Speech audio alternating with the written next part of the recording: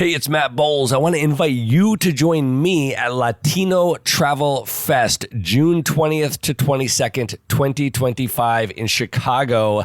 This is the event to gather, grow, and galvanize the Latino community to experience the world and diversify the face of travel. A bunch of really dope people show up at this event. There's going to be a number of Maverick Show guests there.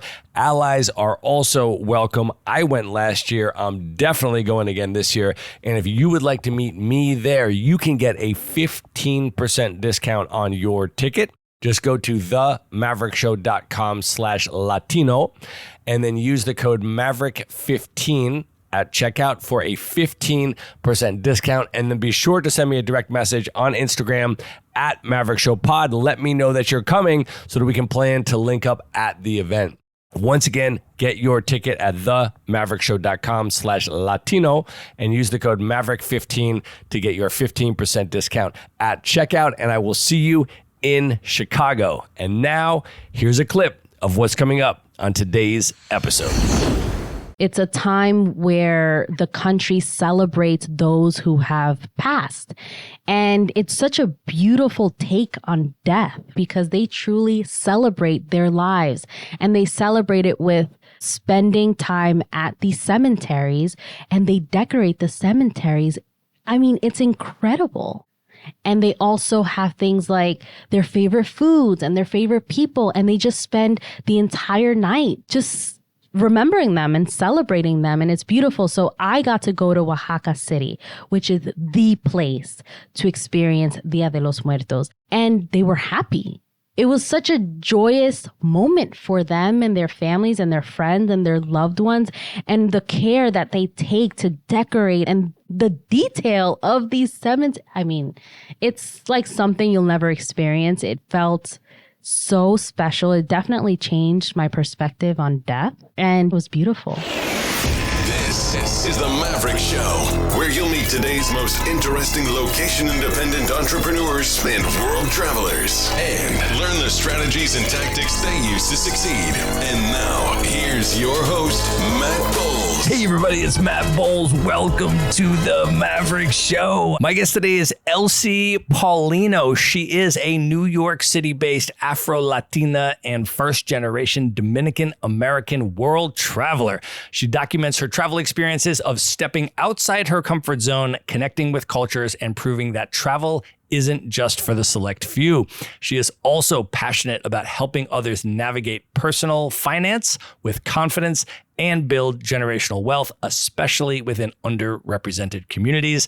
And she will be a featured speaker at the upcoming 2025 Latino Travel Fest. Elsie, welcome to the show. Thank you. This is exciting. I am so excited to have you here, and I am so excited that we are doing this in person in your hometown of New York City. And we have just opened a really nice bottle of rosé from Provence, which I went and got today just for this interview because I wanted to pick a wine from one of the regions that you have spent time traveling that we are going to talk about today. France is definitely one of those regions. So we are going to be drinking through that throughout this episode. I feel like, though, since we are in New York, I want to just start by asking you, as someone who lives here, what do you love about New York? What is so special about this city to you?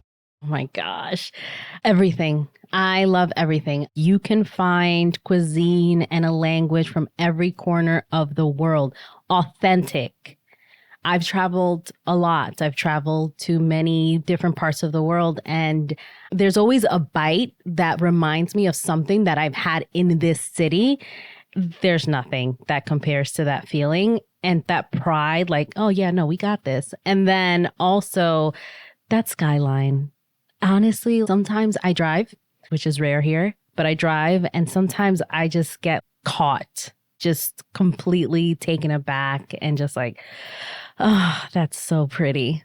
So I love New York. I agree. I explain to people that it feels to me like the entire planet of Earth condensed into one city. Yes. You can find all types of people and all types of cultures and all types of food and everything on the planet in one city. Yes. And it just has also, I feel, an energy about it that exists nowhere else on the planet of Earth. I come through New York on purpose at least once a year to infuse the energy into my soul from New York City and then go out and travel the world for the rest of the year. I mean, you can even probably say that about a borough. I mean, Queens, which is where I live. I mean, the amount of languages that's spoken there is insane.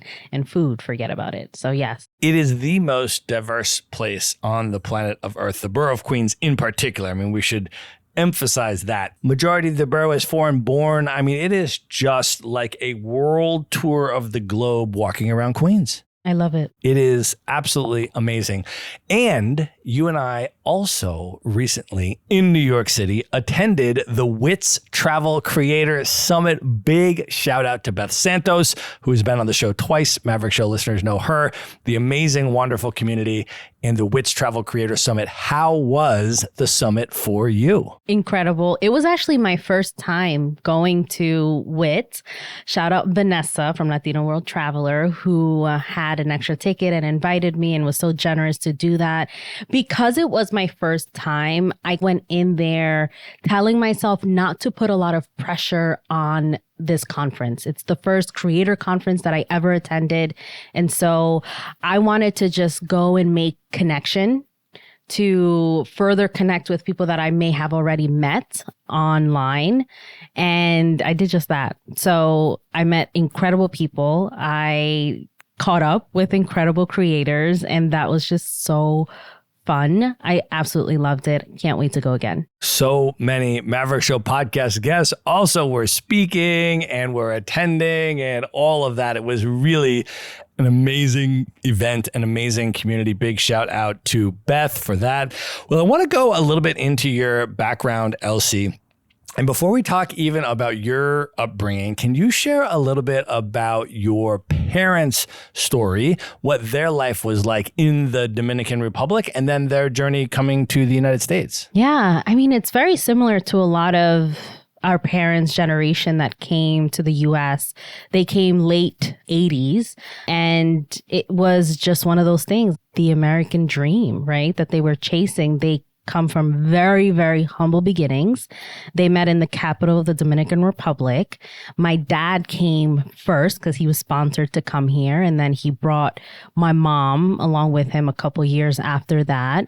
And it's a story that a lot of people can relate to. It was a story of opportunity and thinking about their future families, which at that point hadn't started. It was just them two.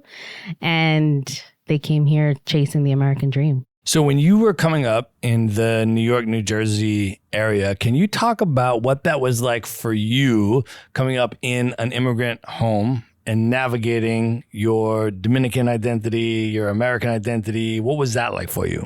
Being an immigrant child, you have to grow up a little bit quicker than everyone else because your parents might not have the language down packed. And so you are tapped on the shoulder to translate, to come with them to very important spaces and be their translator, to read documents that you yourself don't understand, but can just verbatim, just word for word, tell them what it means and let them figure out the next steps. And so you are forced to grow up a little bit faster than others. But in terms of identity, I grew up going to the Dominican Republic every summer. And it was weird because it's almost like they instantly knew I was American. Before I even opened my mouth, I opened my mouth and you can tell by my accent that I'm not from there, but they'd call me La Americana. And then here I am American, but I'm seen a little bit as a foreigner. So there's definitely a little bit of identity crisis that happens because you feel like you're neither from here nor there. So I experienced a lot of that growing up. Well, I also want to ask you specifically about the Afro-Latina dynamic. And the first part of the question is about how that dynamic played out for you here in the United States, navigating the milieu of Blackness in the United States as an Afro-Latina. It's interesting because while Afro-Latina is very much, I don't want to say a common terminology, it wasn't growing up. It still feels somewhat new, that term, because a lot of Latinos, they want to remain as far away from Blackness as they possibly can. And so I remember when I first heard the term, it kind of like clicked because growing up, Hispanic and Latino is now under race on forms. But growing up, it was really what? It was white, Black, Asia Pacific, and I can't remember the fourth one. So I would naturally choose Black because I'm definitely not white. I'm definitely not Asian Pacific. There's only one other option that in the mirror I identify with. But I grew up and I realized that my other family members were choosing white. And I'm like, what? It just didn't make sense. And then after 2020 was probably when a lot of race related topics came up in my family. And I realized how much members of my family wanted to assimilate and get as close to whiteness as possible. Well, the other side of this question that I want to ask you about is if you can share a little bit about the dynamics of anti-Blackness in the Dominican Republic, what the experience is like for Afro-Dominicans there, and then specifically for you and your family as you've gone back over the years. What's that been like? I mean, I'll talk about hair for a moment, if you'll allow me. So my mom relaxed my hair at 8. I was in elementary school. And for those of you who don't know what that means, a relaxer is a chemical treatment that you put in your hair to essentially make it straight and make it manageable. I'm using air quotes. You can't see me. And so when I decided to go natural years later, I mean, the uproar. It's like, for what? You can't do that. That's not proper. That's not clean. That's not right. And I had to explain to them, one, it's my body. I can do whatever I want. But two, what is this rejection of what's naturally coming out of your head? And again, it's just that desire to assimilate, that desire to be as close to whiteness as possible. And it's still very much a thing today. And how does it manifest in the DR? Can you talk about your experiences from a young age all the way up until now, going back to the DR, and what have you observed with regard to dynamics of anti-Blackness in the DR for Afro-Dominicans? Yeah, so I'll explain it through dating. A very common phrase in the Dominican Republic and probably many Latin American countries is tenemos que mejorar la raza. That means we need to better our race. And you know when that comes up? That comes up when you're dating someone who's dark. That comes up when you're dating someone who's Black, which in many houses is a huge problem to this day. And so there's definitely this rejection, and you get nicknames like negra, morena, which means Black. And then your lighter skinned counterparts or family members, they get nicer nicknames. And you don't realize that until you're grown enough to understand what it meant. So yeah, there's very much a rejection of Blackness, even today. And then you also see it with how Haitians are treated in the Dominican Republic. And it's very disappointing. To this day, it is atrocious how many of them are treated by many of the Dominicans in the country. Did you observe that personally when you were going there as a kid? How did your consciousness about that get raised? I would say that happened after I grew up. It wasn't something that I realized was happening when I was a kid. It was one of those hindsight is 2020. And now I realize how problematic some of those conversations were. I mean, there's definitely a lot of phobias that we struggle with as a country. Yeah, it's not something that I noticed growing up, but it's certainly something that I definitely know now. So the other thing I want to ask you about, as you were growing up, you were traveling to the Dominican Republic and back, and you were living in New York, and you had exposure to different cultures in New York. But how did your interest in world travel to places outside of the U.S. and the Dominican Republic begin? A book. I read a book when I was a teenager. It was called The Thief Lord, and it took place in Venice, Italy. And they even sprinkled Italian words throughout the book. And Matt, I became obsessed. I was like, what is this? I need to go there, and I need to go there now. But at the time, again, I've only been to the Dominican Republic and home. And no one had explored outside of those two places in my family. And also, as a teenager, I didn't know what study abroad was. And so I spent months researching, not even knowing what I'm looking for, but probably researching things like teenager goes to Italy. And it just took months to finally find an answer. And the answer was studying abroad. And I'm like, oh. And then it took months to convince my parents to let me go. I mean, it was like, no, it was absolutely not. It was kicking and screaming. It was bartering. I mean, tears. It was months of hell because I felt this need to get there, and they were this wall that I needed to go through, but they're your parents, so you can't disobey your parents. And it felt like very much going against them. But eventually I won the battle. I did go to Italy when I was 17. And where in Italy did you go? For how long did you go? And what was your experience like? It was incredible. It wasn't even a glamorous trip. It was a summer cultural immersion program. It was 6 weeks. The first 2 weeks were orientation between Rome and Calabria, and then my host family was in Gela, Sicily. I just spent this summer with this family that I'm meeting for the first time, and it was very much just living their life, and that they just invited me into their day-to-day. So it wasn't this glamorous trip where I got to see all of Sicily. No, but I got to live with an Italian family. And what was that like for you at that age? Can you describe some of your memories from that and the impact it had on you? Goodness. It's also one of those things where you don't realize how monumental something is in your life until you're looking back at it.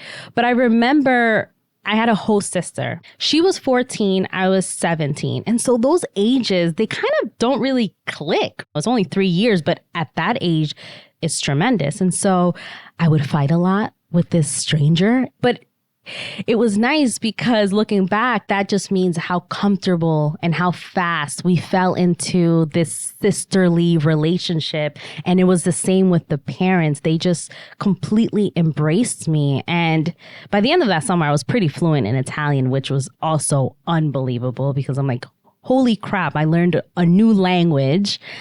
I was completely immersed. I feel like Sicily is such a magically special place. And it's really fundamentally culturally distinct from the rest of Italy. I mean, if people have spent time in other parts in Italy and then you go to Sicily, you're like, whoa, because for many years, it was not part of Italy. And so there's this massive Arab history there and Greek history there and tons of immigrants that have come there from all of these different places, from Tunisia and other places. And it's just like this remarkably interesting, unique cultural space. And also it's just drop dead gorgeous. I lived in Ortigia in Syracuse for a month. Wow. And every single day when I walked out of my place, I was like, I can't believe I live here. This is just ridiculous. And you just walk out into the piazza and there's like someone playing the accordion. And every night you have the aperitivo hour and the sun sets over the water. And it's just perfect every single day. I was like, I really can't believe that I live here. This is insane. Stunning. It's such a special place. I used to say that I want to retire there, and I definitely want to spend a long period of time there. I almost don't want to go now because I know that it'll just be a week of PTO and it's just not going to do it justice. I'd rather hold off and just go when I can spend proper time there. Well, the other study abroad experience you subsequently had was in Vienna, Austria, which I have been to a couple times, but both of them were very brief. I am so enamored with downtown Old City, Vienna. And I will say this, if anybody hasn't been to Vienna or through the Vienna airport, one of the things I give huge props to for the airport in Vienna is that if you have a layover of, let's say, 4 hours or more in Vienna, which I now intentionally tried to schedule, they have this thing where you can get off your plane, lock your luggage in a locker, jump onto this express train that shoots you directly down to the middle of the old city, and you can just walk around, have coffee, have some food, or whatever, jump back on, and then shoot back to the airport, get your luggage, and get onto your flight. It is fantastic. You, however, have spent more time in Vienna than I have, and I want to hear what your experience was like. I almost didn't choose Vienna. Vienna chose me. My options were limited at the time. It was a new program for Baruch College. And so I knew nothing about this city, country. When they first said Vienna, my mind heard Venice. So that's how little I knew about this city. But it was great. What I love most about Vienna is accessibility. You have Western and Eastern Europe. And I mean accessible. I can decide at midnight that I want to go to Prague for the weekend and be on a 6 a.m. bus to Prague direct. You can't beat that. So I had a great time. That was probably the semester where I traveled the most, and I realized, no, I want to see the world. I want to see the world, and I'm going to do as much of it as I can in these 5 months. And Vienna gave me that. When I was studying abroad in my undergrad in college, I studied abroad in Dublin, Ireland. And very similarly to what you're saying, my roommate and I would take every weekend and we would just go either to somewhere else in Ireland by train and just spend the weekend in a different city, or we'd go to London or Edinburgh, Scotland, or some close place where you get a super cheap flight. And then on the winter break, when we had a month off, we're like, let's get the Euro-Rail, hop on, hop off, unlimited pass, and just go through Europe. And we did. And it was life-changing. When you do that, all of a sudden, there's before that trip and after that trip, and everything has changed. Yes, because you realize what's possible, right? And you're still on your own. You feel like you're a kid. It's the first time that you're so far from home, but you survive and you have an incredible time. And oh, by the way, you're meeting unbelievable people along the way. And now you have friends all over the world, people with different mindsets. You can't beat it. Well, I know that your travel journey has led you to a number of super amazing places. One of them that I want to start with is Sri Lanka, which I know was a very meaningful and impactful experience for you. Can you share a little bit about the context in your life and why you chose to go to Sri Lanka, and then what it was like for you there? So it was summer of 2021, and I was in a very dark place. I had to move back home, and unfortunately, I sort of sacrificed my mental health to do that. For financial reasons, I had to move back home. And I love my parents, but once you're out on your own and you've gained this independence, it's really difficult to live with your family again. You've grown, you've changed, you feel like maybe they don't know you as well as you wish, and maybe you don't know how to communicate that you want them to know you more. Long story short, I was in a very dark place. Coming out of the pandemic, I was very much isolated, and I am an extrovert and people give me energy, and I just love being around people. I love sharing moments with people, and I couldn't do that. And so it got to the point where I felt like I needed to get as far away as possible. I don't know if you've ever had that feeling where you just physically want to be as far away as possible, because people were like, just go to Austin, just go to California. But I almost couldn't explain that that's too close. LA, California is too close. Texas is too close. Europe felt too close. I needed to go far. And it's funny because like shortly after I was online and I saw this woman talking about going to an Ayurveda retreat in Bali. Don't know what Ayurveda is. Still probably can't explain it fully. But I was like, okay, Bali's far, really far. And so I do research on Ayurveda. Ayurveda, it's an Indian practice. But then I read that Sri Lanka, Ayurveda originated also in Sri Lanka. I'm going to Sri Lanka. From the time that I heard the word Ayurveda for the first time to me getting to Sri Lanka, it was maybe 3 weeks.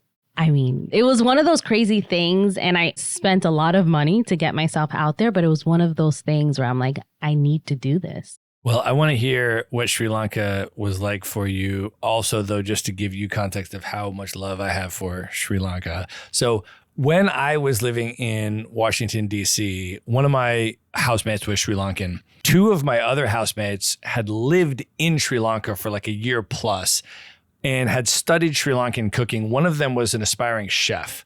So you can imagine that in our house in DC, we had Sri Lankan cooking happening all the time, grating coconuts. I mean, from scratch, real deal stuff. So it's one of my favorite foods in the world. I finally went to Sri Lanka. It's probably about 10 years ago now was my opportunity to go to Sri Lanka, and I did. And it was absolutely just incredible. But I want to hear about your experience, particularly in the state that you were in, the mental and emotional state you were in your life.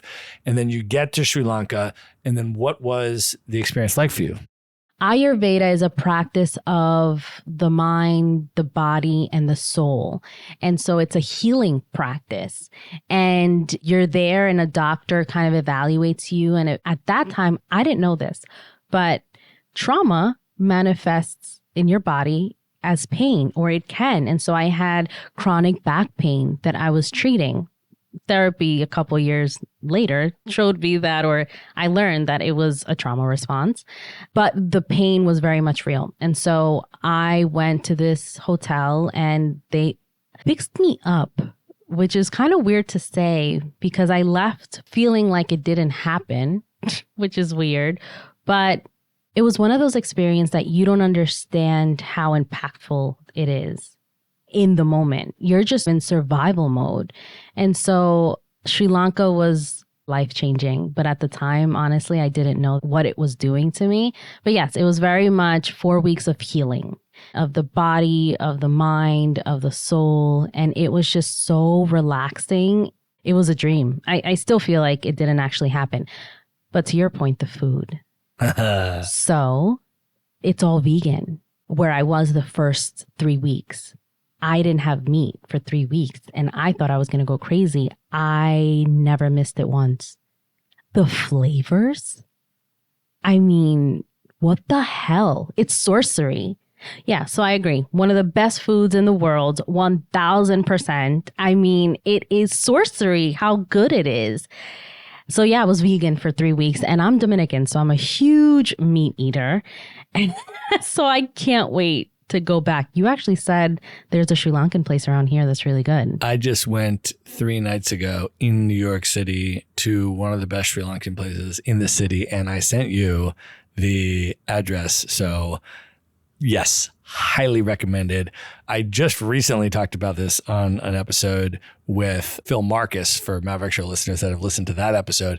And we literally started off the episode talking about, he and I met in Bangkok at this festival called the Extraordinary Travel Fest. And he hit me up and he was like, yo, do you want to go get Sri Lankan food with me? And I was like, I don't know if you have any idea. This is like my love language. Like, you are speaking straight to my heart 100%. I will go get Sri Lankan food with you. And he says to me, this is my favorite food in the world. And he's traveled to 190 countries, almost every country in the world. And he's like, this is my number one favorite food in the whole world. And so whenever I'm in a city that has a Sri Lankan community and has Sri Lankan restaurants, I will always seek out the best Sri Lankan restaurant. It's a thing that I do. And I was like, well, I want to roll with you. So yes. And so we had Sri Lankan food together and we started off the episode also talking about Sri Lankan food. So big up if anybody listening has not had Sri Lankan food. put it into the Google Map search, see if there is a restaurant around you, and go get some Sri Lankan food because it is absolutely game-changing. It's life-changing. Well, I know that you eventually did get to India a couple years later, 2023. And I always love to ask people about their India stories because India is such a wild and unique and remarkable and incredible place. But a lot of times, if it's your first time going to India, or let's say a place like India, it can be a bit of a sensory overload and it can be just overwhelming at first. But then you start to realize all of these different layers of what's happening and all of this organization to what appears to be super chaotic stuff. And then you start to realize all these different things. And I just love to hear people's stories from India and also people's takes on what their impression is of India. So where did you go and what was your experience like in India? So you kind of said it, it's organized chaos and they beep their horn for sport. I remember at one point I was driving overnight and my driver just never stopped laying on the horn. I'm like, sir, I have a headache. So yeah, definitely a sensory overload. But I actually went to India for my best friend's wedding. So that was unbelievable because I was in Mumbai and I got to celebrate her. We had spent a year. I saw her plan this wedding, plan all the events. So to be there in India and actually celebrate and do the thing that I've heard her talk about for 2 years was unbelievable. I got to dance and I got to wear all the outfits and I got to eat all the food. So it was so special because of that. But yes, definitely sensory overload. And I like immersing myself when I travel. And I realized that people don't do that.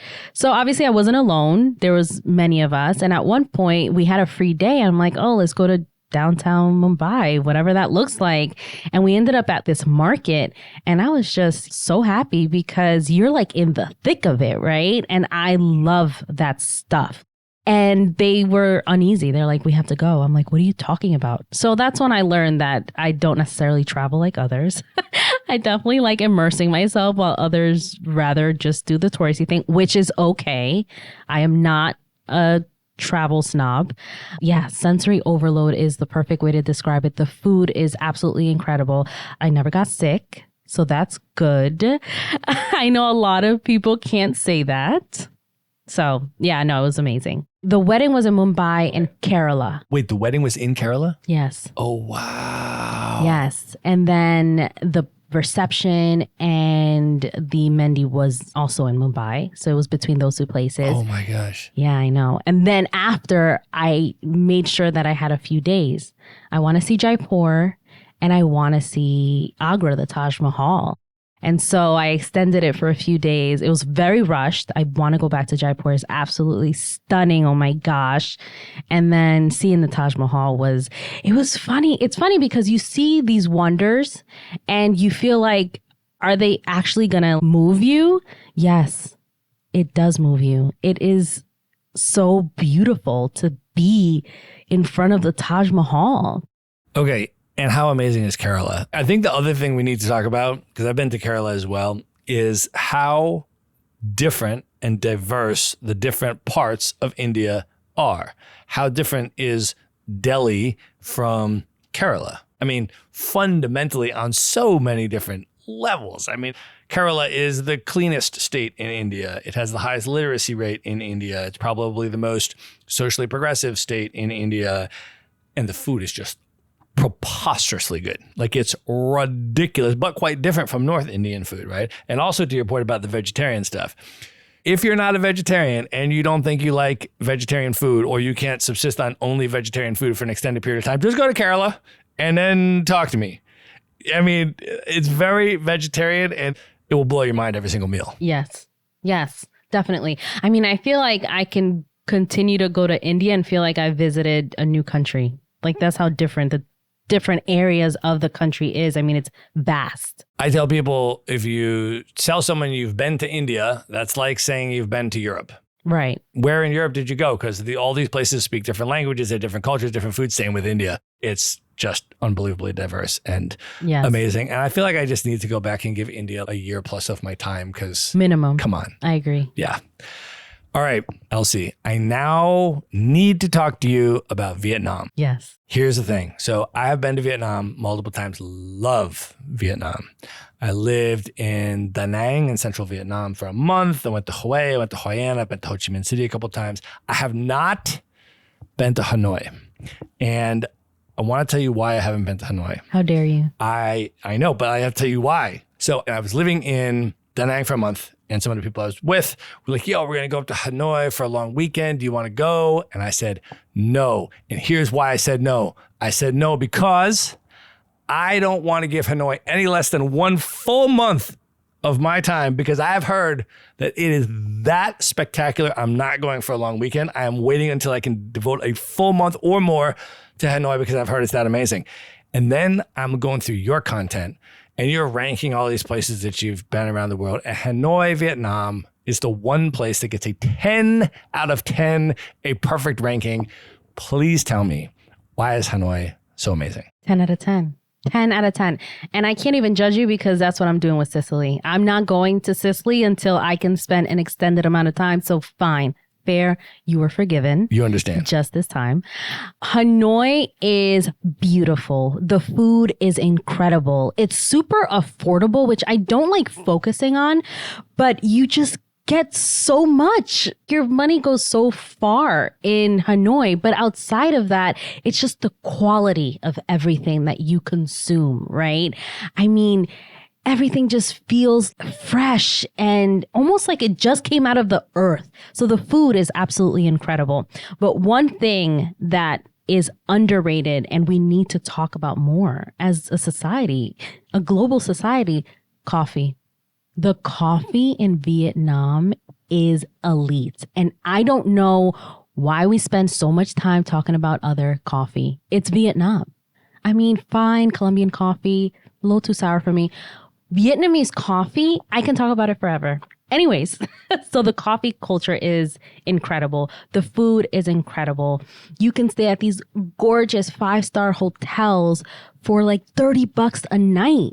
And then from Hanoi, you can travel. Like there's so many experiences that you can have from the city. I mean, I did Ha Long Bay. Talk about that. For people that have never heard of Ha Long Bay, can you describe what the experience is? Oh my God. So Ha Long Bay is like something you'll never see in your life. So they're known for these massive limestone rocks, mountains, and it's on the water. You're surrounded by these limestone mountains and you have to go on a cruise. But what I'm going to say for the Ha Long Bay haters, they're just not doing it right. You spend a couple more dollars and go on a cruise that's maybe higher ranking, you're going to have an incredible experience. You choosing to spend $10 a night, listen, that's on you. You can't then complain that it was crowded and it wasn't the best experience, but the experience that I had was 10 out of 10. And that was from Hanoi. Elsie, all right. We are now at the point of this interview where we are ready to talk about France. So we've been drinking this rosé from Provence all the way up until now. And I got to say, I was going through your content and I was flipping through your stuff and I was like, oh, that's cool. She's been there. Oh, that's cool. She's been there. Oh, that's cool. She's been there. And then I get to the Paris Olympics 2024 and I'm like, what? Okay. Start from wherever you want to start from. How did this happen? How did you get there? What did you attend? How was this decision made? And then what was the experience like? So Paris is a city that keeps calling me back. I am a chronic destination repeater. I am not one of those people who go somewhere and they're like, oh, I have to prioritize another place because I've already... No. I love Paris. I will continue to go. I love Mexico City. I will continue to go. I love that because it allows me to really, truly enjoy a place that I love because I'll be back. It's all good. So on that particular trip, Paris Olympics, I was going to Budapest. And I realized I put my PTO in wrong. I gave myself more days. So it was the last weekend of the Olympics. And I'm like, fuck it. I'm going to change my flight and I'm going to get to spend, I think it was 2 or 3 nights in Paris. And so unfortunately, it was too late to get tickets to anything, but I did go to the viewing parties, which felt so special. And I particularly went to the ones that it was France versus America, the USA, because I'm like, all right, it's this is how we have to do it. And so that was a lot of fun. But then I looked up the closing ceremony tickets and I'm like, holy shit, there are tickets. There's very few, but there are. So I snatched them and it was unreal. You almost felt like you were in a movie. I was watching the closing ceremony on television and I felt it was unreal watching it on television. I cannot even imagine what it would be like to be there in person. I have seen your content that you filmed from it and I was just like, I can't believe she's there in person. It must have been completely insane. Oh, the energy. I mean, you have all of the athletes and you feel their energy. They've done the thing, right? Like they can just relax and enjoy and celebrate this moment that they've just gone through.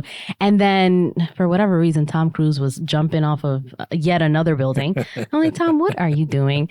But it was fun. And then LA is going to host the next Olympics. And so having her perform and having the LA mayor there getting the baton, that was just so special to have witnessed in person. And then all the singing and you just felt like you were one. And those moments you rarely get, especially in everything that we're seeing in the world. That moment of just we're truly one, even if it's just for a couple hours, was very much felt and I cherish. So I as well am someone who loves Paris, keeps going back to Paris. For everybody that says Paris is overrated, I do not understand. I keep going back. I was just there in December and I have huge love for the city of Paris. I think it deserves the hype that it gets. What do you love about Paris? Why does it keep calling you back? The city is beautiful. The city is absolutely beautiful. It's massive, but you still feel like it's quaint enough to feel comfortable there. I have friends in Paris that I met in Vienna. And so being able to see them, it's always this big reunion and the city just has this energy about it. And listen, I understand that I personally haven't had the best meals in my life in Paris, but that is okay because there's also a lot of diversity. People go to Paris and try to eat French food.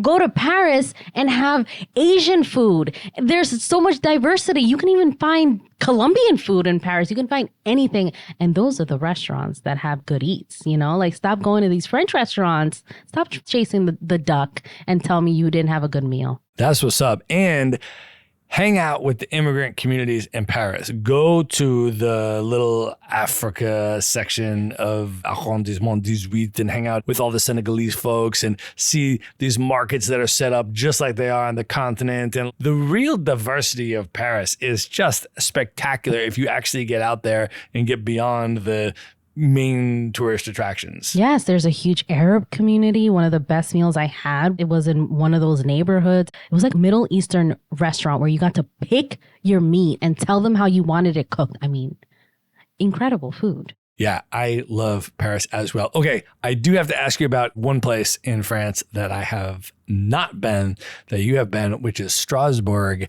And I want to ask you about the Christmas market. So I am a Christmas market fan also. And I was in Paris in December, so I got to see the Christmas markets in Paris. And then I went up. My sister and I actually did a brother-sister trip through the Baltic region because neither of us had ever been to Lithuania, Estonia, Latvia. And so we're like, let's just go through the Christmas markets in all of these places, take the boat across, go to Helsinki. And so we did that trip just this past December. Huge Christmas market fan. It was amazing. It was delightful. But then I'm flipping through your content and I'm seeing Strasbourg and you're talking about Teddy Bear Street. Tell me about this for people that have never heard of this. First of all, Matt, we just became real friends because I freaking love Christmas markets and I need your itinerary because I haven't done that trip. And every year I will do a trip to see different Christmas markets around Europe. I absolutely can't get enough. Love it. Strasbourg. Strasbourg is the cutest freaking place you'll ever visit. I mean, it is literally out of a fairy tale. Literally, there is a teddy bear street filled with teddy bears all over the place. And it's just decorated. It's so cute is the best way that I can describe it. It's freaking adorable. And then you go to Colmar and it's even cuter and you're just overwhelmed by cuteness the entire time that you're there. And oh my God. Yeah, no, their Christmas market is elite. One of the best ones I've seen. And I've been to quite a few. Well, I will definitely hit you up with this itinerary because it was uniquely spectacular. Like it exceeded our expectations on a variety of levels. So yes, you now have VIP access to all of my itineraries, Elsie. Well, another place that you had mentioned in passing that has drawn you back over the years is Mexico City. I know you have been to a number of different places in Mexico now, and I want to ask you about your evolving relationship with and connection to Mexico. Can you share a little bit about your journey through Mexico? I mean, it started like a lot of people's first introduction to Mexico. So it was Cancun, it was Tulum.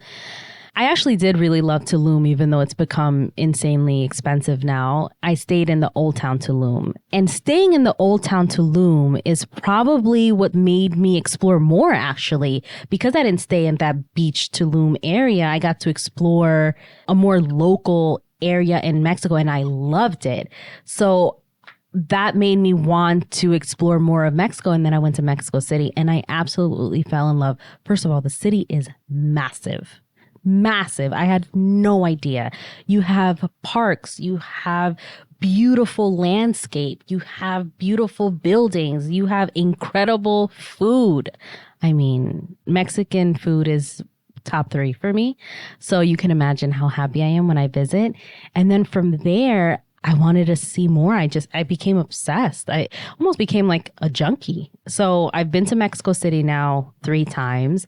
And now I've been to Puerto Escondido, which is super underrated. It's a beach town is the best way that I can describe it. So I highly, highly recommend it. There's so much to do, especially as it relates to nature. And then I went to Oaxaca for Dia de los Muertos.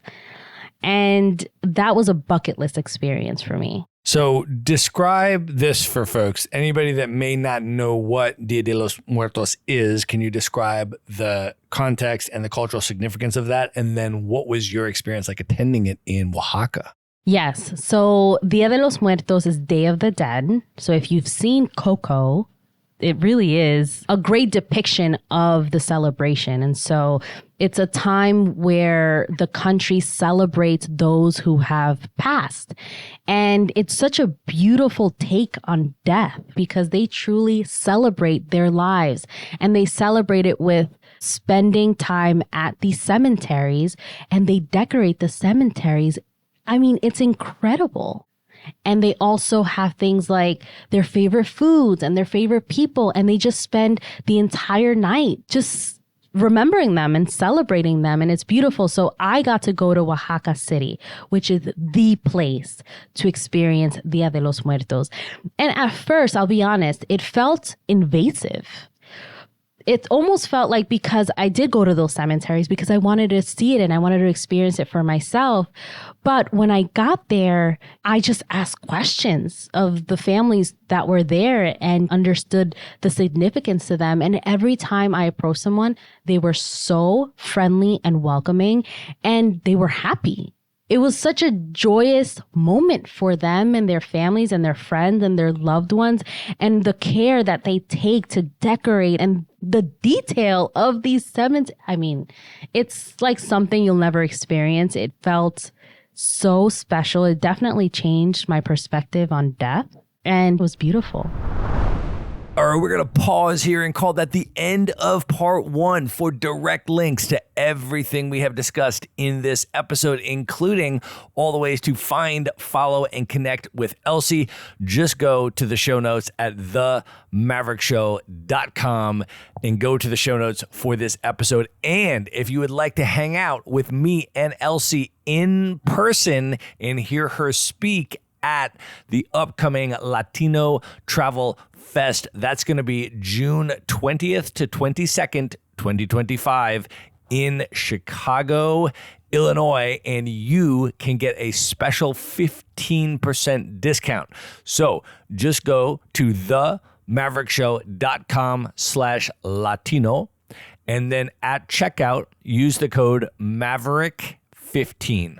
And that will get you your 15% discount off of your ticket. Once again, go to themaverickshow.com/Latino and then use the code Maverick15 at checkout, and you'll get 15% off your ticket to Latino Travel Fest. And then I will see you in Chicago. So be sure, if you do get a ticket, to send me a DM on Instagram at Maverick Show Pod. And that way you can let me know that you're coming and we can plan to link up at the event. There will be a bunch of other Maverick Show guests there as well. So it's going to be an amazing crowd. Come through if you can and hang out. Once again, go to themaverickshow.com/Latino and use the code Maverick15 at checkout for your discount. And I will see you in Chicago. Everything else will be in the show notes. And be sure to tune in to the next episode to hear the conclusion of my interview with Elsie Paulino. Good night, everybody.